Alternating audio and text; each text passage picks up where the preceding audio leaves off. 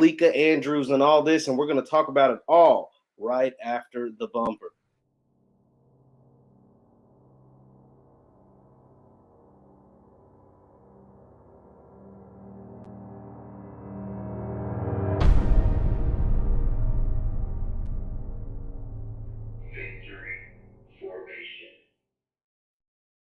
What's happening, everybody? Jeff Lightsey Jr. here with the Black Boss Channel and Victory Formation. Be sure to hit the thumbs up button, like, share, subscribe, and the notification bell because we upload every single day. Now, leave your thoughts in the chat if you know anything. First of all, put your B1s, hashtag B1s in the chat, hashtag B1s in the chat, and let me know what city that you are coming from, and let us know that you tapped in with us at the Black Boss Channel right now. Before we get started, the ESPN has a little conundrum on their hands because this is what happens when these big white companies play the erase card. They upset the apple cart and piss a lot of people off, and that includes ESPN, and that goes to Rachel Nichols, and it depends on what side of the fence. I don't really care, honestly. We're just going to dive into all of it. Why Rachel Nichols exuded white privilege during her rant against Maria Taylor, and why ESPN, a lot of people are the main culprits for doing some race baiting and pissing a lot of people off, both black and white, all in the same pot. We're all in the same potluck. Okay, so for those who don't know, Rachel Nichols is a seasoned reporter, seasoned anchor at ESPN. I think she's been at ESPN probably almost 20 years. I think she really started at ESPN real heavy when LeBron James got drafted. So that was 2003. We're in 21. So that's like 18 years. She's been there for a very, very long time. And so Rachel Nichols has been a seasoned veteran at ESPN. And so last season during the bubble, when the NBA came back from the bubble, Rachel Nichols, who has been the host of like NBA finals coverage for ESPN for a few years, they asked her, they said, hey, Rachel, how about you move from the booth covering the finals, and we're going to move you to be a sideline reporter. You're going to take Doris Burke's job, and we're going to give Maria Taylor, who was the young, up-and-coming black season reporter, we're going to give her the host job. And Rachel was pissed off because she felt that ESPN only moved her to the sideline and Maria into the booth because it was the right thing to do. Think about it. This happened during last July. So right after the George Floyd riots, we're in the middle of the global pandemic. We got Black Lives Matter on the NBA courts. We have Amazon, Hulu, Google, whoever doing all their versions of like Black Lives Matter, making all their signs and campaigns and doing all this stuff. And so ESPN's trying to get in on the action. And so they say, okay, how about we take our most talented black reporter and put her as the face of the NBA Finals, as the lead host of the NBA Finals. And Rachel peeped game. Like, I ain't gonna lie, Rachel peeped game. And that pissed her off. And so she voiced her expression, she voiced her frustration, she voiced the fact that her job was being changed, all because ESPN wanted to use a black face, right? Like ESPN wanted to use a black person, Maria Taylor, who was a very talented at her job, by the way. It's not like it's just it's given and not earned. Like she's actually really, really good. But Rachel let her white privilege seep through. Now, in a conversation between Rachel and an associate of LeBron James, he's actually an associate of LeBron James, who also happens to be white. Rachel told the story about how ESPN is trying to have a black face for the face of the finals, and how it pissed her off and how she wasn't going to be a part of it, right? But during this conversation, Rachel demeaned Maria Taylor, whether knowingly or not. She undermined Maria Taylor and the work that Maria has done and the work that Maria has put in, and made it seem like Maria's only getting this job because ESPN wants a black face. Now, for those of you just joining, be sure to hit the thumbs up button. Let me know where you're coming from and leave your thoughts in the chat. Let me know where you're coming from. Put your B1s in the chat and let me know where you're coming from over in the chat. So here is the problem with all of this, right? Here's why we're talking about this. Here is why we always emphasize building your own, doing for self, and all of these things. It's because things like this, even the closest of close white people, the ones who are steadfast, strong, and mighty, are still white people. No offense. This is not demeaning white people. I think Rachel Nichols might be a beautiful lady, but she's still a white woman. And even when Maria Taylor, someone she was bragging on, someone she thought does a wonderful job, the first time things get shaken up and the apple cart gets upset, that white privilege came out of Rachel Nichols. It came out. It came out during that rant. Now, granted, she didn't know she was being recorded. And there's maybe some things me and you would like to not be heard, you know what I'm saying, in the privacy of ourselves and privacy of a conversation with whoever. Maybe we don't want to be recorded. She was recorded, and it sounds like unwillingly, by from what I understand, a black woman who also works at ESPN. When Rachel was having this conversation, I guess off air with the associate of LeBron James, a black woman who works at ESPN actually recorded the conversation. And so she took the conversation and sent it to Maria. Now, this happened in 2020. This happened like a year ago during the NBA Finals. And now it's just all coming out. And now there's a lot of question marks over at ESPN, mainly because they did what every other white company did during the summer of 2020. They tried to make it seem like, oh, we've always loved black people. We're getting rid of Aunt Jemima. We're getting rid of Uncle Ben, even though these things have been staple in our grocery stores for 50 to 100 years. We're getting rid of this. We love black people. We've always loved black people. And then it came back to bite them in the butt. And as soon as Rachel Nichols, I mean, you know, say what you want about her, whether you're Steven Jackson or Jason Whitlock or whoever's trying to defend her, her white privilege came out in that moment. Whether she knew what she was recorded or not, it definitely came out. And now she had to come out and apologize. She had to come out and apologize to Maria Taylor because she understood, like, yeah, I can give her all of these compliments all I want. But if I'm saying you only got the job because of George Floyd's death on camera and because what was taking place in the summer of 2020, then I'm undermining your work. I'm undermining your value. Because if Rachel was the up-and-coming journalist at the time and they replaced the Maria with Rachel, right, she wouldn't be saying it was because of no protest or anything like that. But see, this also goes into the fact that a lot of people believe that ESPN does these race baiting things. See, ESPN is more of a liberal run company. For those who don't know, ESPN is owned by Disney, which also owns ABC. And these are what we would consider more liberal wing, left wing style Democrats that run the company. So they allow a lot of democratic, thoughts and ideas to intertwine with their coverage of sports. Now, granted, it is sports, but they do a lot of left-leaning things. And when employers or anyone that works for them tends to be more on the right wing or tends to, attack the left wing at any moment, you see ESPN step up. You see them suspend guys. Guys like Jason Whitlock got out of there. He was more of a right winger. He's a Trump guy. He is a Republican, I think, on surface.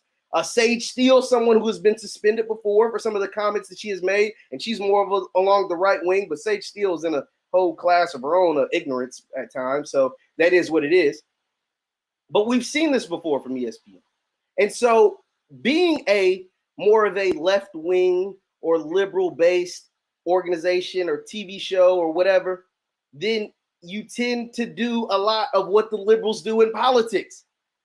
And what do a lot of the liberals do in politics? They get a black face to represent them, although the puppet master is the big white dude in the back. Yeah, it might be a black person out there telling you what to do or telling you what to say, a Mark Lamont Hill, a Don Lemon, or whatever, but it's a white man that's running the company at the end of the day. It's a white man that has the last say. It's a white man that gets to, that signs the checks, right? So that is what happens at ESPN. And so in this case, Rachel peeped game. I'm not going to act like she didn't. She peeped game. She realized that, yes, they are a left-wing company. And so while the George Floyd protests were taking place all across the country, while buildings were being burned, while people were marching on the streets, while the NBA was coming back and putting Black Lives Matter and allowing players to take a knee during the anthem and putting these messages on the back of their jersey and all of this stuff, all of these symbolic gestures, no cash were exchanging hands and no real legislation was being passed and no real action was taking place, but there was a lot of symbolism. ESPN saw it as an opportunity to also engage in their own form of symbolism. And that was placing Maria Taylor, their biggest, brightest young up-and-coming black woman reporter. The biggest, baddest, best black woman reporter, put her at the face of their number one entity, especially at that time. The number one entity, because remember, sports stopped. We got to put things into context, guys. Be sure to hit the thumbs up button. Thumbs up, thumbs up, thumbs up. Sports were gone for 4 months. From March of 2020 to July of 2020, there were 0 sports games. 0, nada, nilch, none. And so the first sporting event to come back to television was the NBA playoffs. Was the NBA, rather. Let me just say the NBA. And the biggest, baddest event in the NBA is what? The NBA playoffs and the NBA finals. And so ESPN decided to swap Rachel out for Maria Taylor because they wanted to do what? Have a form of symbolism. They wanted symbolism, guys. They wanted to show that, hey, we're ESPN and we love black people too. Except when you get too black. But as long as you're black enough on certain issues, we can go. And so Maria Taylor is black. She's a woman. Hell, throw her in the playoff coverage. Rachel, you'll move you to the sideline. And Rachel didn't want to be a part of it. And Rachel let her white privilege show when she went on a rant. Although she was recorded. I will give her the benefit of the doubt. She was recorded and she didn't know she was being recorded. But she definitely let her white privilege show.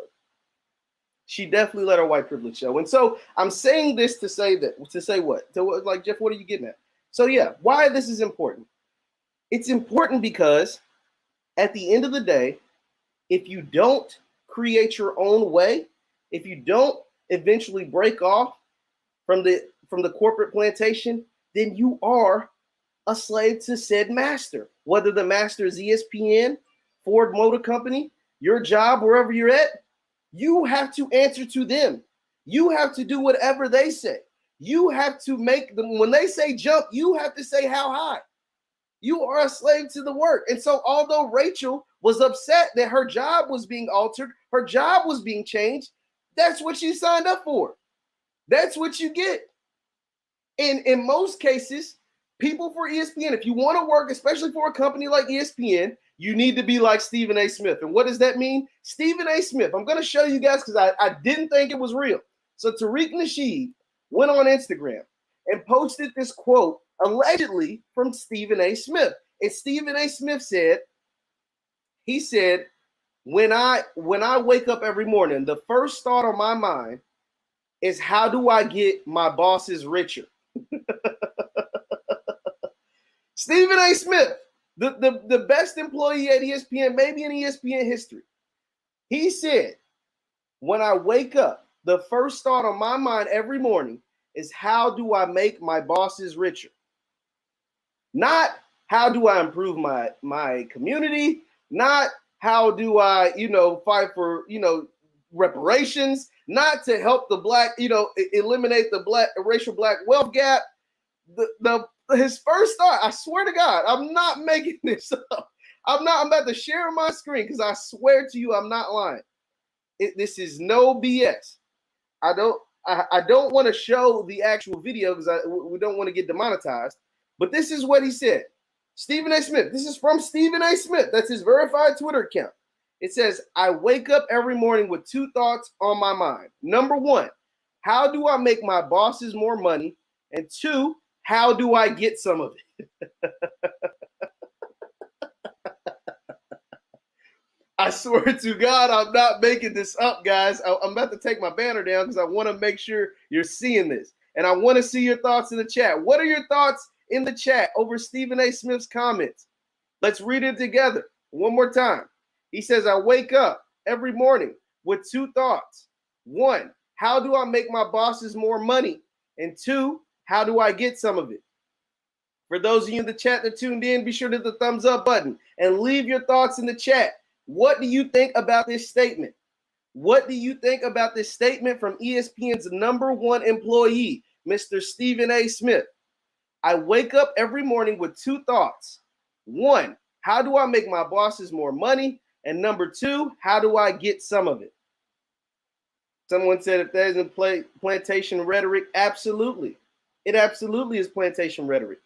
Because think about this. I'm just about to throw some basic numbers out here, and we're talking about Stephen A. Smith. We're talking about, Rachel Nichols, Maria Taylor, all of it, but it all pertains to you. Be sure to hit the thumbs up button. The reason why that bothers me is because Stephen A. Smith gets paid anywhere between $10 to $12 million per year from ESPN. He gets paid between $10 to $12 million every year from ESPN. And with that money, he is probably their highest paid employee. I'm not for sure. You can fact check it, but he's right up there. If he's not number one, he's number 1A. Like, he's number two. Like, he's right up there. And so think about this. If ESPN is willing to pay Stephen A. Smith 10 to 12, maybe even more, $1 million per year, what is Stephen A. Smith actually worth? Like, think about this, guys. What is Stephen A. Smith actually worth? If they found him so valuable that they can pay him $10 to $12 million per year, think about what he's actually worth. Probably what, $100 million a year? What could Stephen A. Smith do if he broke away from ESPN? What could he do? Like you guys let me know. You guys tune in all the time. You guys watch ESPN. We watch sports. We watch basketball. We understand what he means to that company. What could he do if he left that company? Let's just do some basic math, right? He gets 10 to 12 million, somewhere between there, maybe more, maybe 15. I don't know. Say First Take gets 3 million viewers a day, and they're on 5 days a week. So it's 3 million times 5, it's 15. It's 52 weeks in a year. 15 times 52, I'm not a math person. I'm not Doc right here. I got to pull out a calculator. 15 times 52, that's 780 million viewers a year. And that's just like average. Say if you get $1 per viewer, we're looking at almost 800 million just off First Take alone. If you get $1 per viewer, it's 780 million. If you get 2 per viewer, 2 per household or whatever, I mean, come on, we're talking over $1 billion. And all Stephen A. Smith is thinking about is, I wake up every morning with 2 thoughts. Number 1, how do I make my bosses more money? And number 2, how do I get some of it? Those are his thoughts. Guys, I don't know, man. I just feel like we were past that. I thought as a team, as a race, as a people, we understood that is not the end goal.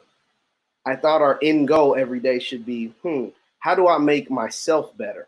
How do I make my family better? How do I make my community better? How do I close the racial wealth gap? How do I spread knowledge? How do I, if I make this much money, how do I make sure my brother makes just as much or right there with me? How am I able to employ a number of Black people, get them jobs or put money in their pockets? Because everybody doesn't want to be a boss, right? Like, I get it. Everybody doesn't want to be a boss. So some people are cool with working a job, and that's fine. But the end goal needs to be to put your family and put your family and friends and the people around you in a better position than they were. That should be the end goal, not to go up and say, hey, boss, how's it going? How do I make you more money, boss? I mean, come on, especially when your boss is the white liberal media. I mean, you could say, oh, it's better than the conservative media, white conservative media, but they're one and the same. They're actually one and the same. And a lot of views, a lot of you grew up with more conservative views. So, we got away from the point. We were talking about Rachel Nichols and Maria Taylor and ESPN and the race baiting, some of the race baiting that's taking place over in ESPN. And it has been taking place for a long time. Be sure to hit the thumbs up button, guys. Thumbs up, like, share, subscribe. And the race baiting and some of the liberal politics that have taken place at ESPN is why a lot of their best people have left. Like, if you think about some of the best employees that ESPN has had over the 20 years, I've been alive 25 years, that they've had, whether it's Chris Broussard or Rob Parker, or even a guy like Skip Bayless, all these guys have left. And they actually all went to Fox. Colin Cowherd, they all went to Fox. Why? Because they felt like ESPN was playing politics too much. They were too busy trying to be friends with all the politicians. But when you own a news company and when you're also in bed with the liberal media, that's what takes place. All the things get convoluted. And it's the same thing that happened in this Rachel Nichols, Maria Taylor thing. And so now the end all be all, what ended up happening to Rachel Nichols is, I almost forgot to tell you guys, what ended up happening to Rachel Nichols was she was going to be once again the sideline reporter for the NBA Finals this year. Then all the audio leaked out about her being upset with the race baiting essentially taking place at ESPN. And so now they have removed her from the sidelines and promoted another black woman by the name of Malika Andrews. And so what this does is, it's a couple of things that this does, right? Malika, and once again, Malika is well-deserved of the job. Malika is good. Like, Malika's like the same age as me, and she is like 10,000 times better than what I do. Like, Malika is a beast. Like, she is really, really freaking good. But what you run into, though, and this is what I mean by the whole race baiting thing, is that in some people's mind, I'm not going to say all, but some people's mind, you're only promoting the black women because of the backlash that you're getting. You're not promoting the black women because they're actually talented. And see, these are the concepts and these are the problems that you will run into when you've had a history of race baiting. When you had a history of trying to put opposite views against each other. When you have a history of removing people who are free thinkers. Removing people who don't think like Stephen A. Smith. How do I get my bosses richer? If you don't think like Stephen A. Smith and you work for ESPN, you're probably not going to last very long. If you don't keep your head on the straight and narrow, you're not going to last too long at ESPN. Let's just be honest. If you don't have that mindset, the two things I wake up, how do I get my bosses more money and how do I get some of it? I mean, like, that man said,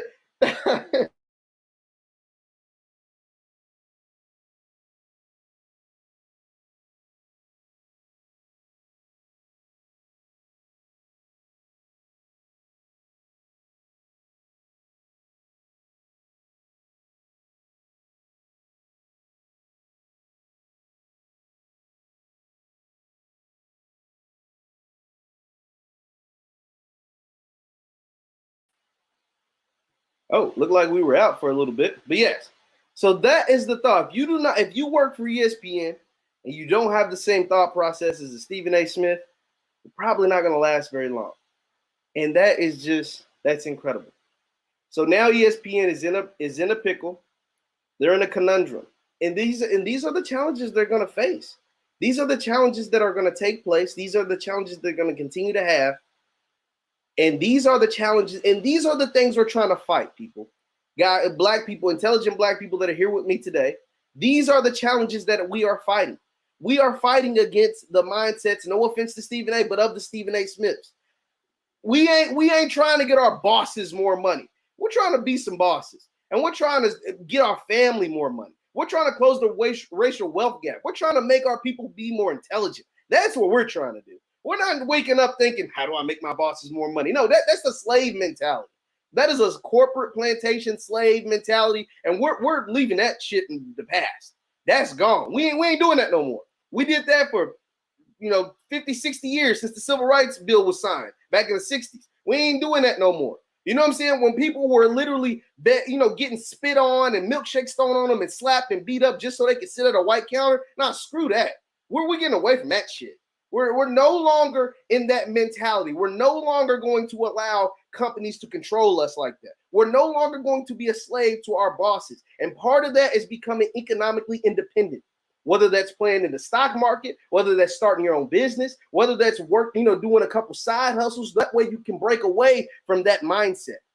Because the thing about Stephen A. Smith and the thing about ESPN, the thing about all of that, about Steve, if Stephen A. Smith makes one wrong turn, makes one slip up, they're not going to be as nice to him as they were to Rachel Nichols. I can promise you that. And so if Stephen A. Smith gets fired from ESPN, if a controversy comes up and he happens to get fired, all of that stuff that he does, he don't get to take First Take with him. He don't get to take Stephen A.'s World with him. He don't get to take Max Kellerman and Molly Quorum and all these people with him. He has to start all over and get it out the mud by himself because ESPN owns all of that. And so that's the problem with trying to get your bosses more money. Because at the drop of a dime, your bosses can get rid of you. If something happens to Stephen A., whether he gets sick or whatever, his bosses will replace him in a heartbeat. His bosses will replace him in a heartbeat. His bosses will replace him in a heartbeat. And that's why we're getting the hell away from that dumbass mindset, that slave ship, woe is me mindset. How do I wake up and get my bosses more money? We're no longer thinking like that. We're thinking like intelligent, independent black people. And that's the move. And there's so many ways to become economically free. There's so many ways. There's no excuse. The internet is free. There are courses that will teach you more about wealth building, whether it's here in the Black Business School or any other place, that'll teach you more about making money and more about wealth building for a fraction of the cost of a college degree. Trust me, I know. I've done both. For a fraction of the cost. It costs 10, 20 grand a semester to go to a university. Some of these courses are 30 bucks, 40 bucks, 100 bucks. A fraction of the cost. And that'll teach you how to be economically free. That way you don't have to wake up with the mindset of, how do I get my bosses more money and how do I get some of it? Because we're leaving that in the past. Once again, I'm Jeff Lightsey Jr. at the Black Boss Channel of Victory Formation. Thank you guys for tuning in. Be sure to hit the thumbs up button on your way out. And if you want to see more from me, follow me on Twitter at JLightsey7. I post content on there all the time. Thank you guys. Thank you so much for tuning in. We had a great crowd that came in. It was real heavy in here talking about this discussion. I'll see you next time. Peace.